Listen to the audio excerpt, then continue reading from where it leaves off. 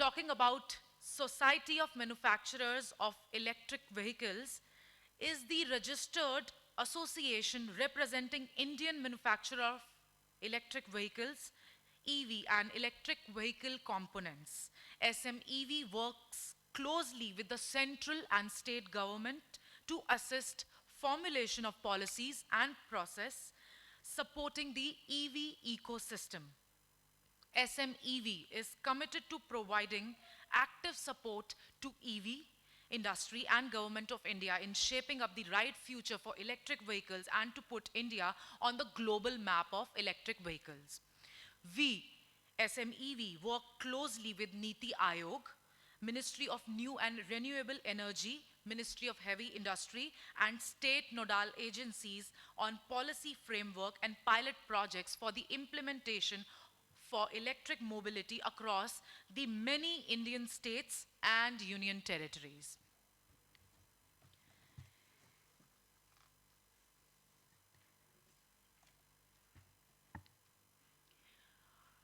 To begin the conference, to do the inauguration and to deliver the opening address, ladies and gentlemen, please help me welcoming with a huge round of applause. We have with us Secretary General of Society of Manufacturers of Electric Vehicles, Mr. Ajay Sharma with us. I'll request sir to make his way to the stage. Keep clapping until he reaches the stage. A very good morning to all of you. Namaskar. I know it's slightly a cold morning, so I can see a little less response from the audience. So nonetheless, thank you for inviting me, and I would also like to extend a very warm welcome to each one of you to the discussion on this battery swapping forum.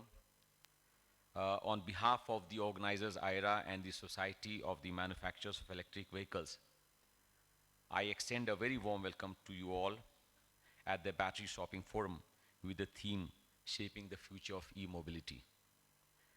As most of you are aware that the Society of Manufacturers of Electric Vehicles is the registered association set up in 2009 representing Indian manufacturers of electric vehicles and electric vehicle components.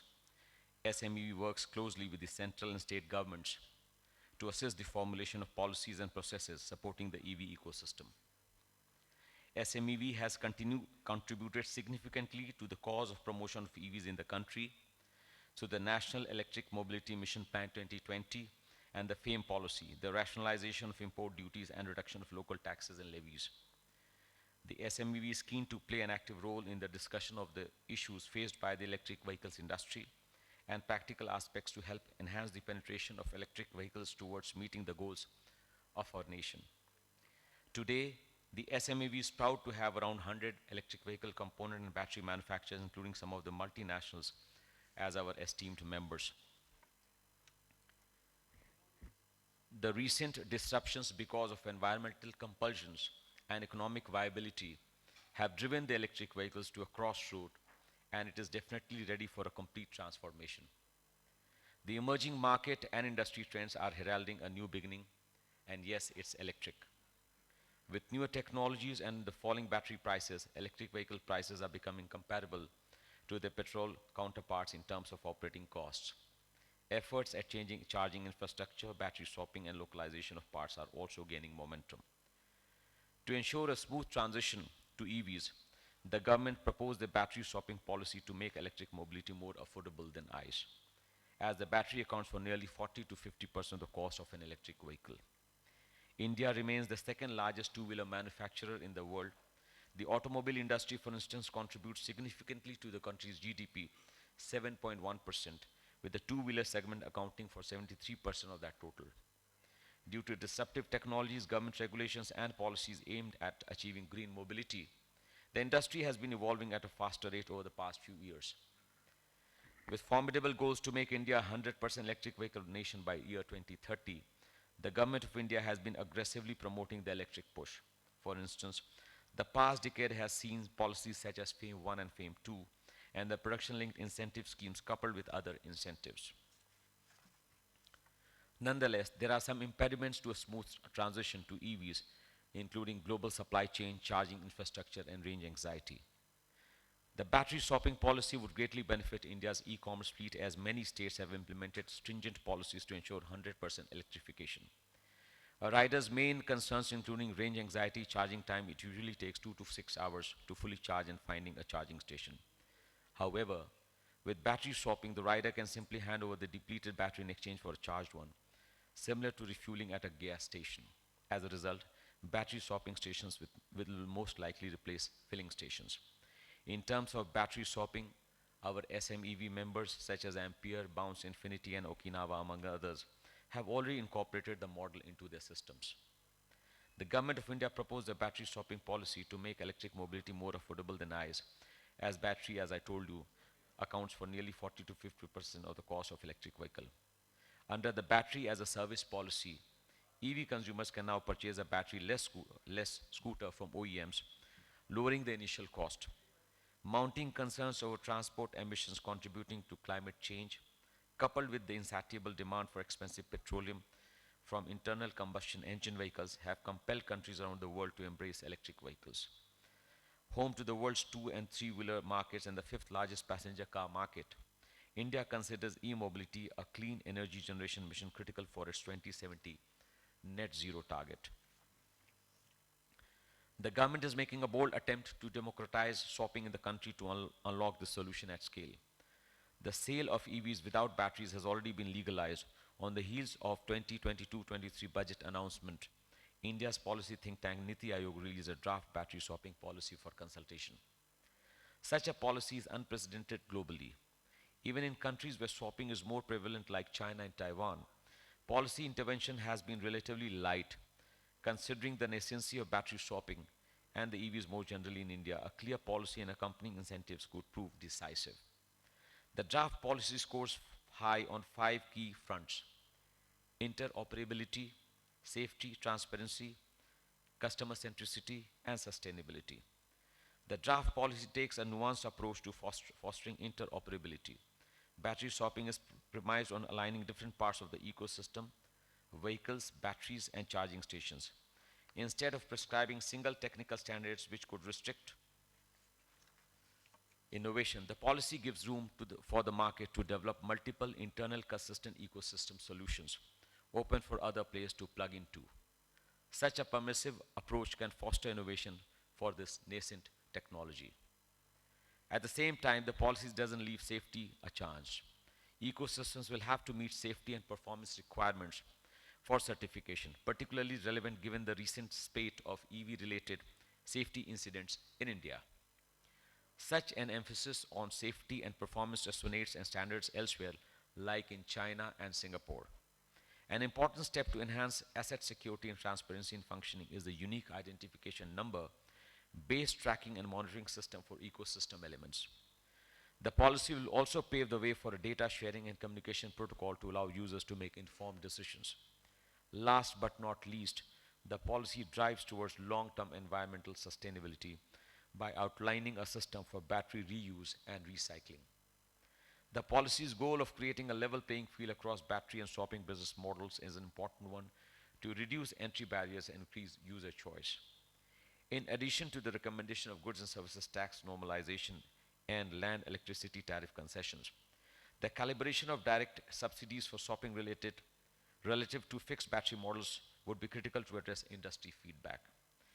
Technical standards accompanying the policy would also need to strike a fine balance between fostering interoperability and leaving room for innovation.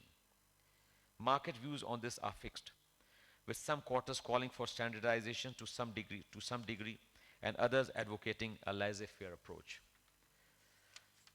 Access to competitive financing remains a key piece of the puzzle. The policy will go along in providing clarity on the regulatory environment and in facilitating information flow, which could bring down risk premia.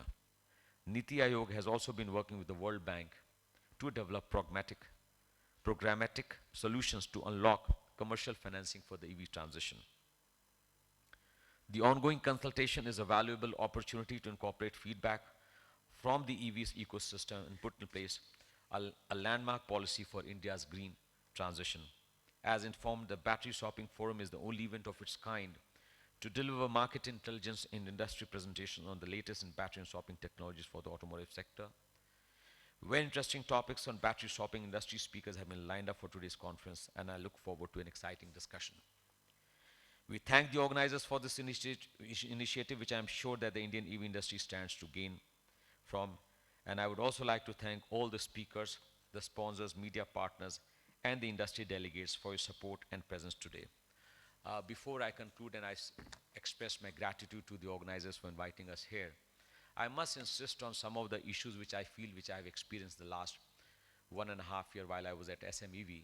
And before this, I was at ASSOCHAM, where I've handled sectors like telecom and defense sectors. What we need to understand is that the EV electric vehicle industry today is still at a very nascent stage. And most of the companies who are into the EV space are startups or young entrepreneurs.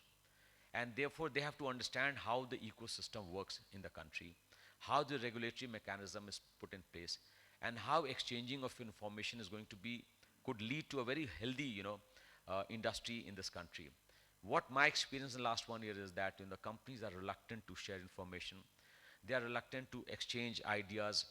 They feel that we are all in the same race and there's a competition. So therefore, there seems to be some reservation in sharing this. While we all know that the Union Finance Minister has already started the discussion on the budget, and she is also meeting all the stakeholders. We have also reached out to our members to give their feedback about what they feel should be in the annual budget in the coming financial year. So therefore, my appeal to the industry, the EV industry, the battery manufacturers, is that we must open up, we must exchange information, we must share information with each other, because we are still in a very nascent stage and we still have a long way to do to catch up. So therefore, we must come forward and we must frequently meet, exchange ideas, exchange technologies, exchange business models. Also, that I would like to use this platform to appeal to our honorable Union Minister for Heavy Industry and also the Ministry of Heavy Industry, whom I was just talking to a few minutes while, is that we should have regular consultations, stakeholder consultations within the Ministry of Heavy Industry. Niti Aayog is already doing that. So we would appeal, because there are a lot of policies which have come out by the Ministry of Heavy Industry. And in the last 2-3 years, the Ministry of Heavy Industry has become a very, very important ministry now for the industry. So therefore, I would urge that the Ministry of Heavy Industry should have regular stakeholder consultations with all the important players, decision makers, and technocrats to see how we can, together come together and, try to achieve the national goals set up by our national leadership. I, on behalf of the SMEV, once again thank all my fellow speakers and the sponsors, and of course our organizers, Aayera, and our host. Yeah, thank you so much, ma'am, and thank you so much all for giving me your patient listening. Thank you so much and have a wonderful day. Thank you so much.